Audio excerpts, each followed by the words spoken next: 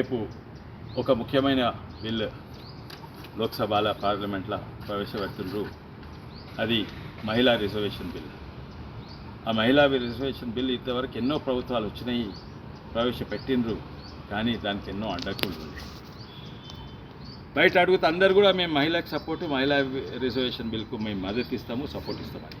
కానీ లోపల అడ్డంకులు పెడతారు. ఇప్పటి వరకు పాస్ కాలేదు. ఎప్పుడో పాస్ అయ్యేది. ఎన్నో పార్టీలు వచ్చినాయి, ప్రభుత్వంలో పెట్టింది. బీజేపీ పార్టీ పెడితే అపోజిషన్ వ్యతిరేకంగా దానికి సపోర్ట్ ఇవ్వలేదు.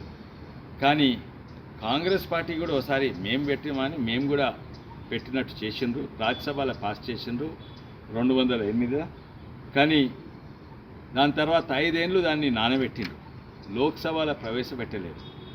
ఎందుకంటే ఓడిపోతారనో లేకపోతే వాళ్ళకి ఇంట్రెస్ట్ లేదు. బయట మాట్లాడుతుంది గౌన్ మహిళా బిల్. ఎవరైనా వ్యతిరేకిస్తారా? వ్యతిరేకించే ధైర్యం ఉంటుందా? ఎందుకంటే ఒకవేళ నిజంగానే బయటికి చెప్తే మహిళా బిల్లు వ్యతిరేకిస్తామంటే మహిళల ఓట్లు రావు. అందుకే బయటికేమో మేము సపోర్ట్ చేస్తాము, లోపటినేమో వ్యతిరేకిస్తారు, అడ్డంకులు పెడతారు. ఇప్పుడు రేపు బిల్ పెడుతున్నాము, మీరు చూడండి. కాంగ్రెస్ పార్టీ దీనికి అనుకూలమా వ్యతిరేకంగా? మహిళా బిల్ సోనియా గాంధీ గారు ఏమన్నారు? మహిళా బిల్ అంటే రాజీవ్ గాంధీ ఆశ, ఇది పాస్ కావాలని. అప్పుడు దాని తర్వాత అన్నది మహిళా బిల్ తొందరగా పెట్టాలి, బీజేపీ ప్రభుత్వం వచ్చాక తొందరగా ప్రవేశపెట్టి తొందరగా పాస్ చేయాలి, తొందరగా అమలు చేయాలని. తర్వాత మెల్లమెల్లగా దగ్గరకు వచ్చే వరకు మహిళా బిల్లు ఎస్సీ ఎస్టీలకు అన్యాయం అవుతుంది. అరే ఎట్లా అన్యాయం అవుతుందమ్మా? ఎట్లయితే ఎస్సీ ఎస్టీలకు రిజర్వేషన్ ఉందో జనరల్లా మహిళల్లో కూడా ఉంటుంది, అన్యాయం కాదంటే ఓకే అన్నది. మళ్ళీ కొన్ని రోజుల తర్వాత మహిళా బిల్ పెడితే ఎస్సీ ఎస్టీ ఓబీసీలకు అన్యాయం అవుతుంది. అరే మళ్ళీ కొత్తగా ఓబీసీలు అని తెచ్చిండ్రు. అరే ఓబీసీ అనే రాజ్యాంగం లేదు, జనరల్లో కూడా లేదు. మహిళా బిల్లు ఇప్పుడు మీ ఓబీసీ దీనికి అది సపరేట్ ఇష్యూ, అది చర్చిస్తాం, మాట్లాడదాం. దానికి ఇది అడ్డంకు పెడుతుంది ప్రయత్నం చేసి. దీని తర్వాత ఇప్పుడు ఆశ్చర్యపోయిన నిన్నకాక మొన్న అన్నది మహిళా బిల్ పెడితే అది రాజ్యాంగానికి వ్యతిరేకంగా. వాళ్ళ అధ్యక్షుడు ఖర్గే సాబ్ ఏమంటారు? Women's bill will have grave consequences. Women's bill and delimitation will have grave consequences to democracy. అంటే ప్రజాస్వామ్యానికి ఘోరమైన పరిణామాలు ఉంటాయి.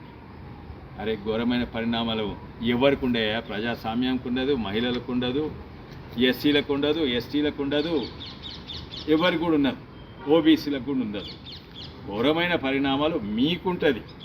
ఎందుకంటే మహిళా బిల్లు ఒకరికి పెడితే ఇప్పుడున్న ప్రభుత్వం పాపులారిటీ పెరుగుతుంది.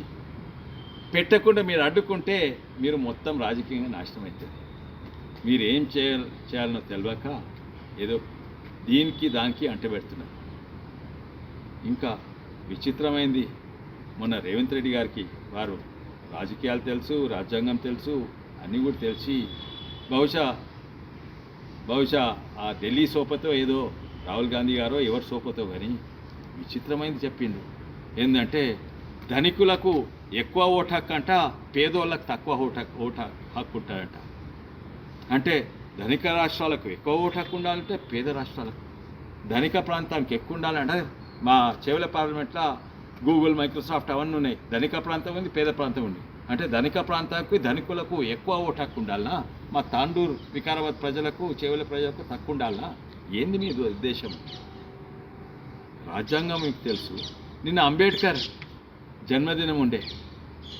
ఇది ధనికులకు ఎక్కువ ఓటు హక్కు, రేవంత్ రెడ్డి గారు ధనికులకు ఎక్కువ ఓటు హక్కు, పేదోళ్లకు తక్కువ ఓటు హక్కు అంటే అది రాజ్యాంగంకు వ్యతిరేకం. అంబేద్కర్ గిట్ట అది ఇంతే. ఇప్పుడు లేచి వస్తాడు, మీ కాంగ్రెస్ పార్టీ ఎంటబడతాడు. మళ్ళోసారి అందరికీ విజ్ఞప్తి, ఒక చరిత్రలో మొట్టమొదటిసారి ఈ బిల్లు పెట్టి పాస్ కాబోతుంది. దీన్ని అడ్డుకున్నోళ్ళు చరిత్రలో మిగిలిపోతారు.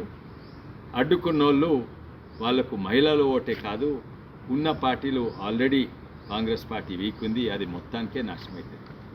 మహిళా బిల్కి సపోర్టు తప్పనిసరిగా అందరూ ఇస్తారు. నాకు తెలిసిన కాంగ్రెస్ పార్టీ చేయకుంటే వాళ్ళ కర్మ వాళ్ళకు ఉంటుంది.